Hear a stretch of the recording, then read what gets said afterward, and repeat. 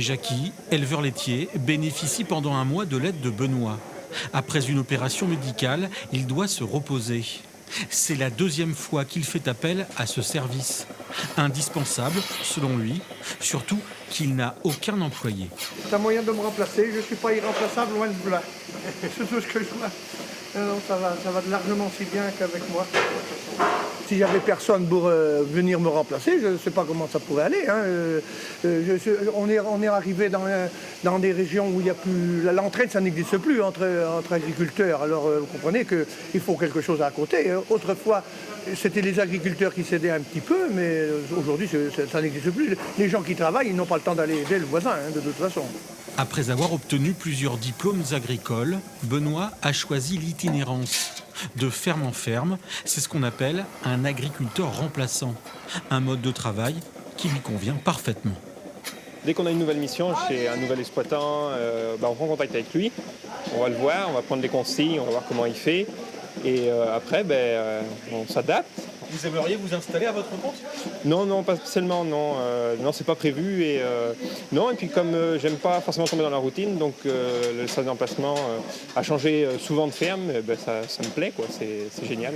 Ce système est proposé par une association présente dans chaque département depuis presque 50 ans. Son nom, le service de remplacement. Il peut être déclenché en cas de maladie, de formation, de maternité ou encore lorsque les agriculteurs souhaitent prendre des vacances, tout simplement. On a beaucoup plus de congés aussi, surtout chez les agriculteurs plus jeunes qui veulent se faire remplacer pour qu'ils partent en vacances, pour avoir des vacances, pour avoir des week-ends et ainsi de suite. Prendre un week-end de temps en temps, c'est agréable, ça fait du bien. Prendre une semaine de vacances par an ou deux, c'est agréable aussi et les gens reviennent. Et ils en ont besoin. Même si c'est un coût, ils reviennent souvent.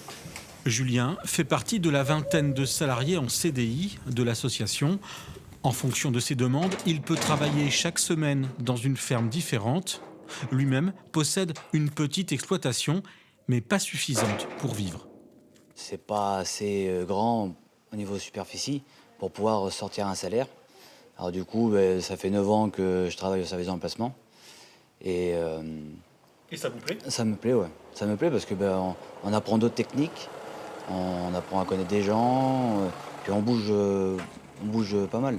Là encore, un réel besoin pour cet agriculteur qui se fait remplacer régulièrement.